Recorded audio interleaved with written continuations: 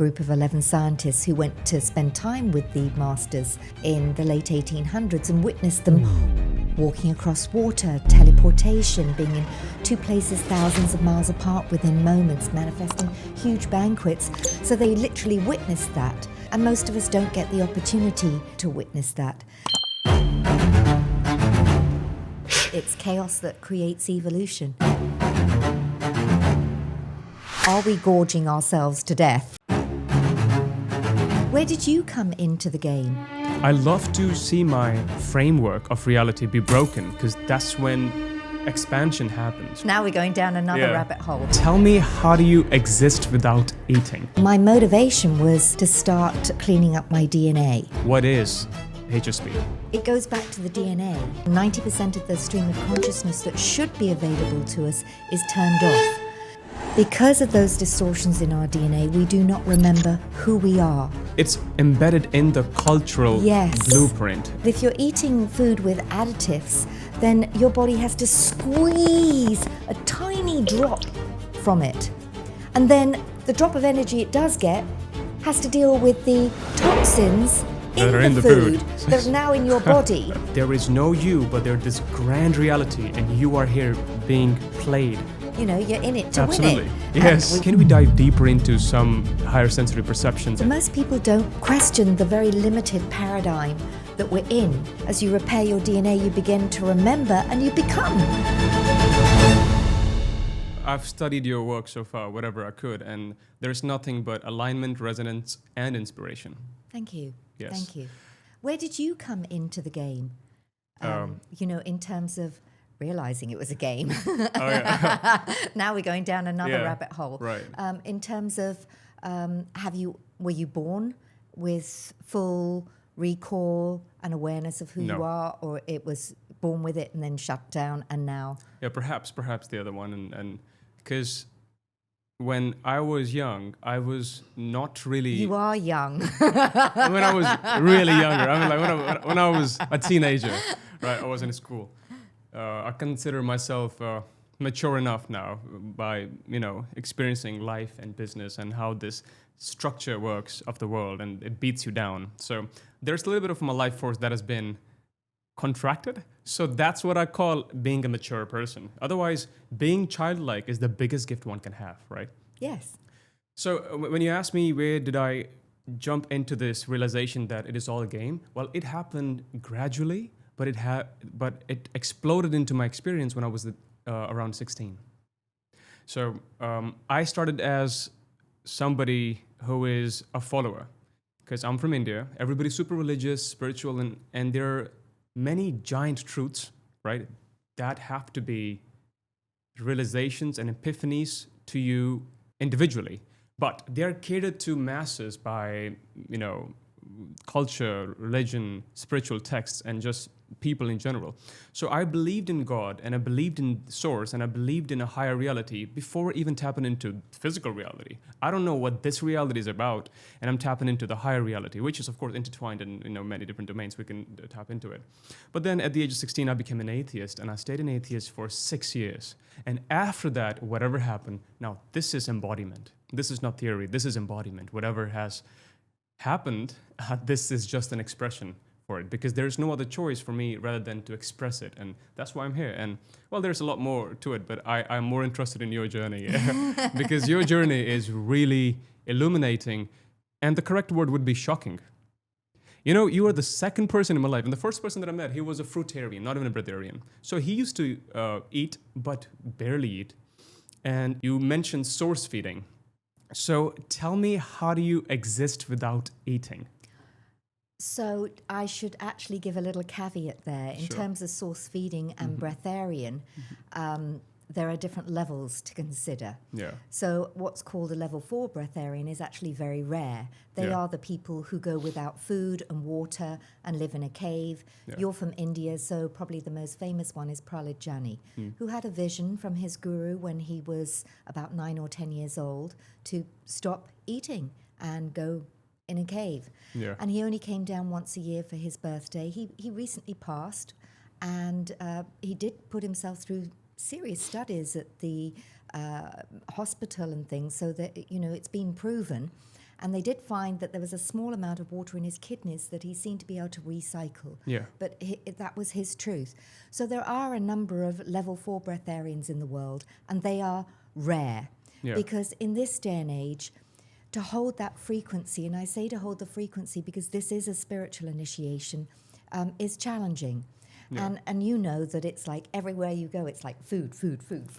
Yeah. So I'm what's called a level 3 breatharian, or source feeder, or pranic living. I prefer source feeding. I feel it's a little bit more accurate. Yeah. And the reason I say that is with breatharian, I remember one question I had. Yeah. The guy said, so if you're hungry, do you sit down and do a breathing technique? Bro, you're breathing all the time. Oh, that's so funny. And look, breathing techniques are wonderful, as you know, from Yeah. holotropic breath work, rebirthing, Wim Hof's method. There's wonderful breathing techniques that really power you up, cleanse your lymph system.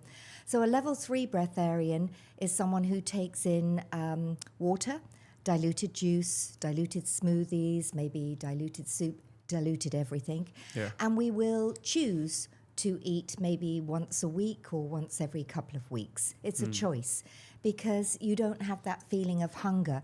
Yeah. And when I say hunger, you know, remember we have hunger for sadness, hunger because we're bored, hunger for love, hunger for success. We have so many hungers that need to be satisfied. More than addiction, yeah? Yes, and of course we've been heavily programmed around food and water. So as I said, I'm what's called a level 3 breatharian, and there's over 200,000 plus of us in the world. So you eat because sometimes you miss taste or texture. Do I like a piece of chocolate? Right, yes. correct. We live in the Middle East. Yes. I love hummus. Yes. So a spoonful of that. You know, so if I said to my friends, you know, if you're going out, invite me along. And it's a choice. I've just come back from a little trip overseas, and I joined them one of the nights for dinner. I didn't eat. And it's a choice. The other nights, it was great because I had an opportunity to explore other parts of this wonderful space and place. Yeah. So that's where I should just make that caveat, because I don't want people running up and saying, oh, I saw her drink something, I saw her eat. And it's like, I do. And it's a choice. It's a choice, It's yes. a choice. Now, and the reason, you know, I chose this path was, you know, it is a spiritual initiation. I've been a seeker, searcher. I've been vegetarian for, I don't know, over 40 years. Yes. I've then went vegan. My diet's become lighter and lighter and lighter over the years. And then doing my PhD in quantum morphogenetic physics and science, this was what I chose as my topic, bioregenesis Right. of the DNA blueprint through source feeding. Wow. Because our DNA holds distortions. It's further distorted by the food that we eat and all the additives and poisons in the food, the lead and arsenic in our water and the microplastics. Even if you have bottled water, Sure. your body's still got to deal with that. So it was more about repairing the DNA, because DNA and consciousness are intrinsically linked. Right. And 90% of the stream of consciousness that should be available to us is turned off, or it's like a light bulb on Correct. a dimmer switch and Yes. turned down to a Yes. faint glow. And if you think of DNA, one way to think of it is like a film strip. And if light comes into a projector, it hits the film strip, and the film strip is projected onto a screen on the outside. Right. But if there's scratches or glitches on the film strip, then that's what the gonna be reality you projected. get. So the same with your DNA. If there's distortions in your DNA, and there are, Yeah. it means your outer reality, whether physical, mental, emotional, or spiritual, is also going to have some glitches. And we see that in the outside world in such a big way that the reality that people are projecting on their screen of life holds distortions because their DNA is distorted. So my motivation was to see if it was possible to start cleaning up my DNA. And also the fact that in terms of food, our body doesn't directly absorb energy, or our cells don't directly absorb energy from the food that we eat. Right. As you know, it goes through a very complicated process to make ATP, adenosine triphosphate, which is the fuel of the cells. But when we're eating the burger, the pizza, the chips, can you imagine? I mean, if I eat very much, I'm like, Yes, I'm true. asleep. It Right, gives me correct. no energy whatsoever.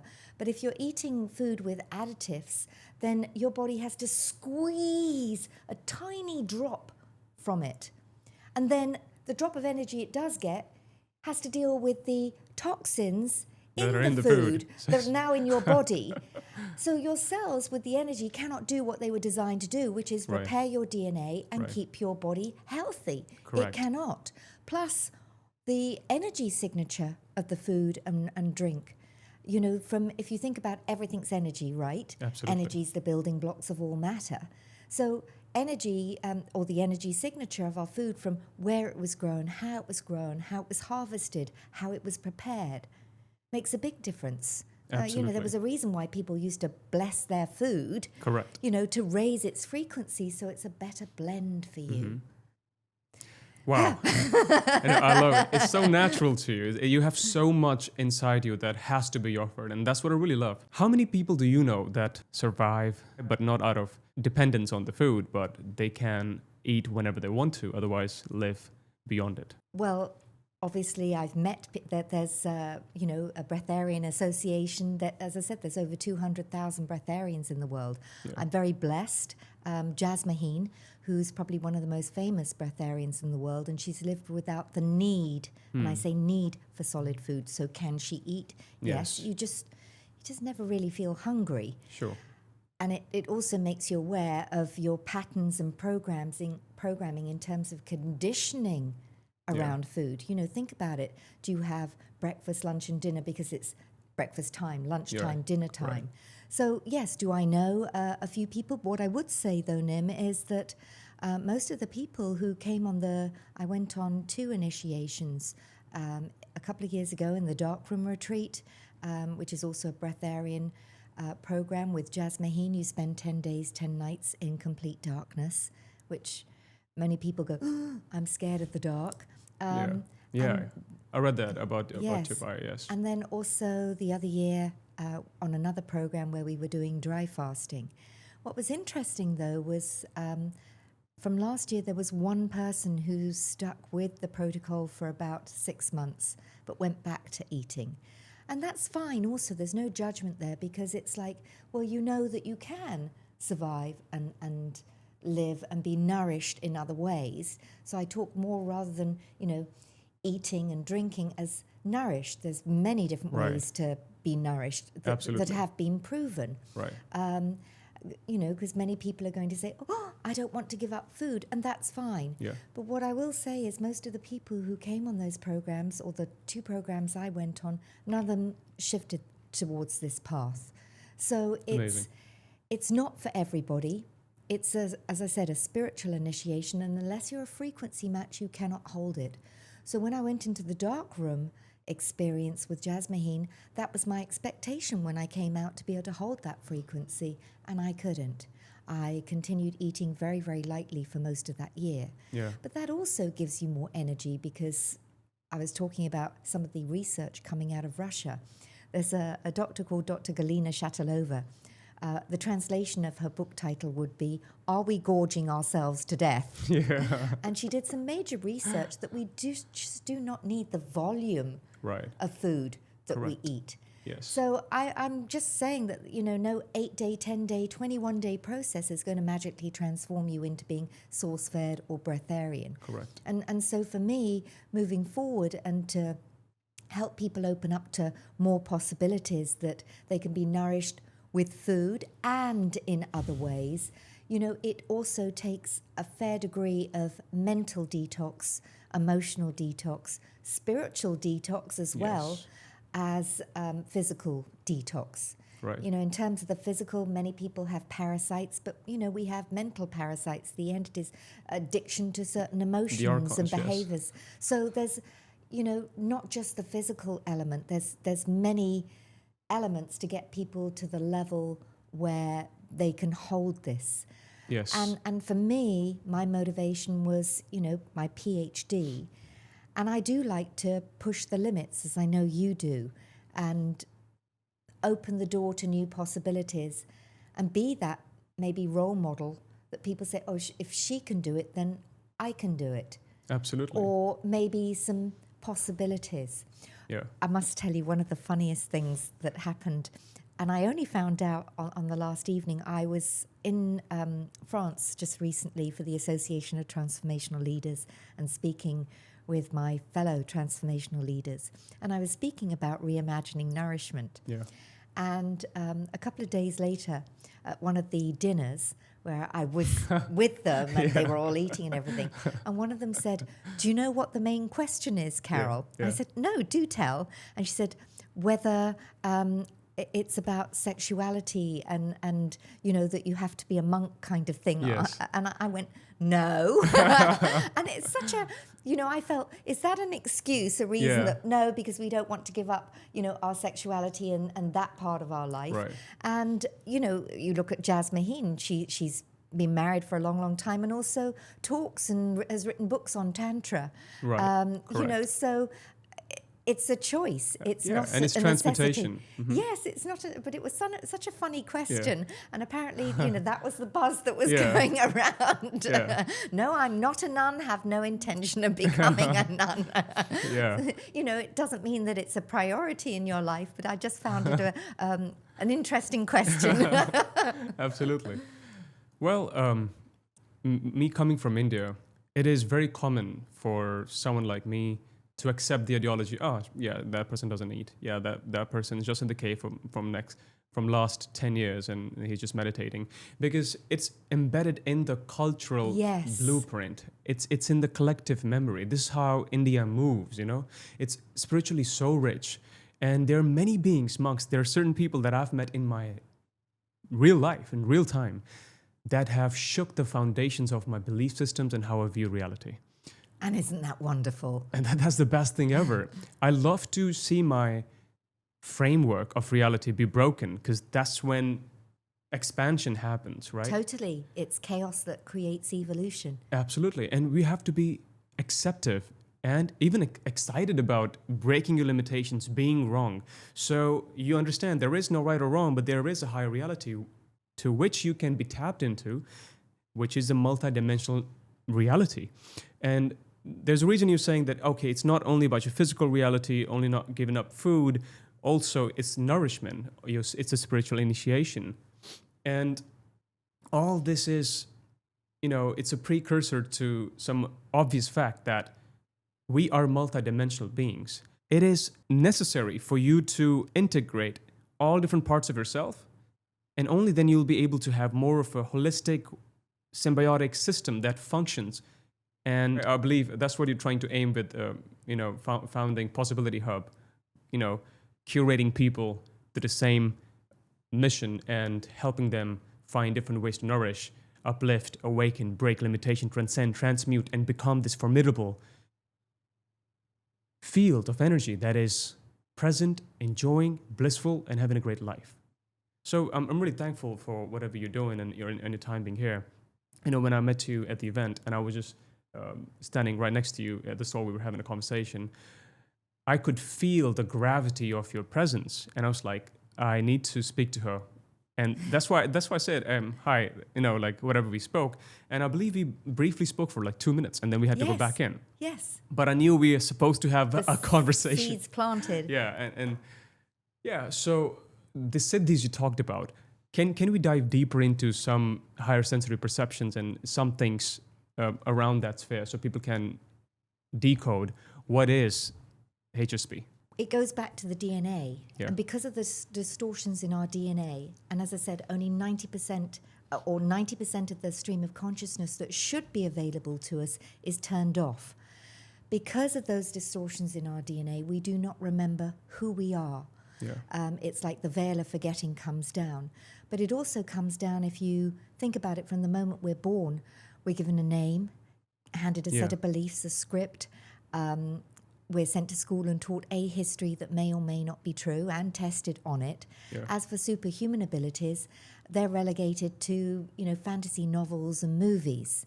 Yes. You know, you coming from and your upbringing, you know, the door's slightly more open in terms of higher sensory perception and the superhuman abilities, the siddhis, the you know, teachings in India. Yes. Whereas in the West, it's really locked down. Yeah. And with the conditioning and programming. So most people don't question the very limited paradigm that we're in.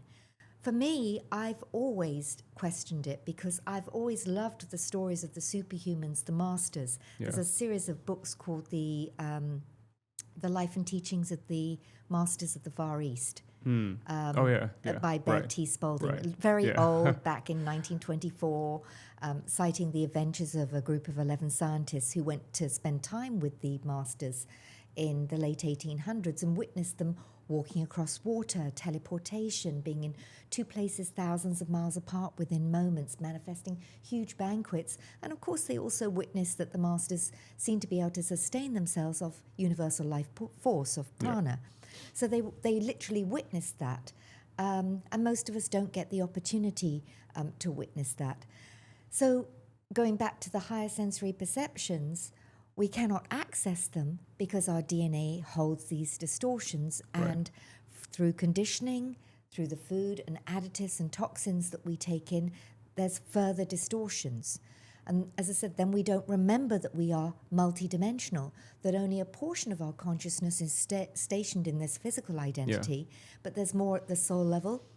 And many people are aware of the soul level, but then you've got the oversoul, you've got the avatar, the rishi, the buddha, all the way up to source, understanding the step down from source and kind of almost like the stairway to heaven.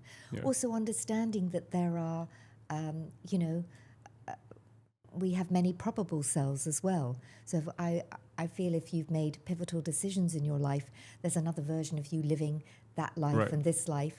And again, being able to tap into those probable selves. And if you watch TV, and I don't much, if I watch it, it has to be something that's, a little bit deeper. The clues are there. So for probable selves, look at dark matter.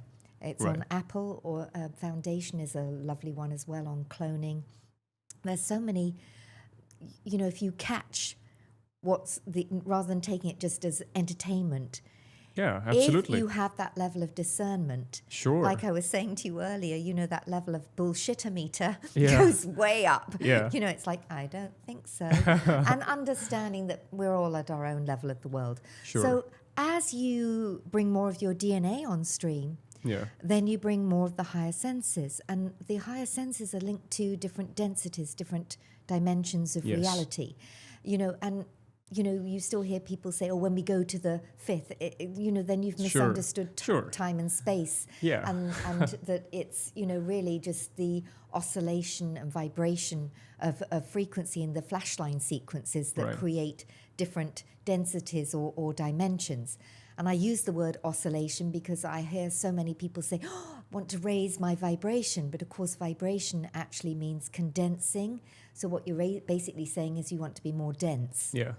I want to expand more, so the word is oscillation, because the flashline sequence is expansion, contractions, expansion. It's on, off, on, off, on, off. It's just like your heartbeat, it's the rhythm, it's a cosmic wave, it's a symphony, it's a song, and it goes on. It's that fractal expression of the source where you can see your heart is beating, you are breathing, it's in and out, it's up and down, is as above, so below, and all the way down to the quantum, to the macro scale, micro, macro. Exactly. It's all one thing.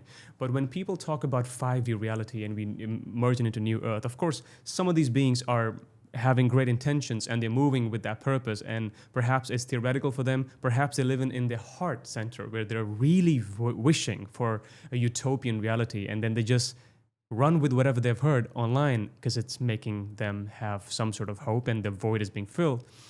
But they have reduced spirituality into plug-and-play spirituality. And real spirituality is suffering, pain, seeking, searching, being under the scorching sun and being, present there. And it's polarity-based, Nim. It's polarity-based. Polarity-based. So if you're already judging good, bad, right, wrong, then you're polarity-based. When you understand your multidimensional nature, so going back to the higher sensory perception, and coming from the mindset of a game. A game isn't love and light, love and light, love and light. Right. That's not a very exciting game. Absolutely. It's just and yet it's very challenging sometimes to understand and accept that, as a multidimensional being, you're playing all roles. Right. You can be the murderer, the rapist, the good guy, the bad guy. Yeah. It's so that can be challenging to accept. It's a hard question. It's a hard Because statement. But it is. It's a very hard statement, and this is where a lot of people will switch off. yes. Because, if you have the memory of what you're up to in different realms, and it's not very nice, Yeah. but then you have to accept all aspects of yourself. Sure. And of course, we compartmentalize ourselves. So, unfortunately, the spiritual path often is polarity based. Yeah. And so that doesn't open you up to the higher sensory perception. Absolutely. And as I said, they're dimensional linked as well. And you get to play in so many different rounds. It's like we're going into, I talked about polarity based, that you're not always the nice, the good, you can be the ugly. However, if you are able to lucid dream and you know that you're, it's like if you have children and the Right. child has a bad dream, you say, slay that dragon, Yeah. kill that Right. beast. So as you become more awake, you become more aware, like even in a dream, a lucid dream, it's like, no, I'm being attacked or something's happening. Hey, it's on with the Superwoman outfit. And, Yeah. you can take control. You're not helpless. You are not a victim. Absolutely. So this is where, as you repair your DNA, you begin to remember and you become, the master, the guru, the superhuman, whether it's hyperdimensional jump and becoming aware of different spaces and places. It's a nice realm to play in. Oh, absolutely. I mean, However, there's also a lot of, as I said, darkness. danger. Yes. Yeah, But sure. it's funny on one of the questions I raised when somebody was talking about bringing in more light. And I Right. said, having spent 10 days, 10 nights in darkness, Yes. many gifts in the darkness. Oh, And I'm absolutely. someone that, probably until about 10, 15 years ago, still slept with a nightlight. I was, terrified of the Right. dark. Interesting. But many indigenous tribes, their ceremonies are in darkness. They revere the dark. And I loved being in the dark. And when I say dark, shut your eyes, Nim. You can't see, you're Yeah. aware your hand's there, Yeah. but you can't see it. Right. And being like that for 10 days, 10 nights, you go into a different stillness, silence, stasis that is breathtaking. Plus, different chemicals get released in you, right the way through from melatonin, which is responsible for repair of the Regulation DNA. of sleep, yeah. Pinoline, lucid dreaming, 5-MeO-DMT till full-blown DMT. And if you stay Right. even more extended periods, then you see ultraviolet light, infrared light. You see people's energy fields. And of course, many people do Yeah. anyway. There's lovely, if you're going to Russia, those lovely can't pronounce it, but there's special Some sort of aura glass. Yeah, glasses I know. that are just fantastic, that help you develop that sense. Right. So just to backtrack your question on higher sensory perception, again, my reason for searching was I've never been clairvoyant, clairaudient. I've never seen, and I always was very, when friends say, did you see that? No. Did you hear that? I know. No. And now I'm grateful, Nim, Right. because that was my motivation to continually seek and search. Right. And I was very lucky. I had many unusual teachers and mentors that saw something in me as well. And I felt a bit of a fraud for a while because it's like, well, you've got a whole group of people who are clairvoyant, clairaudient and everything. I'm more, what I've come to realize is more what I feel is a knower. Yeah. And like you as well, we passed and it was like, ooh.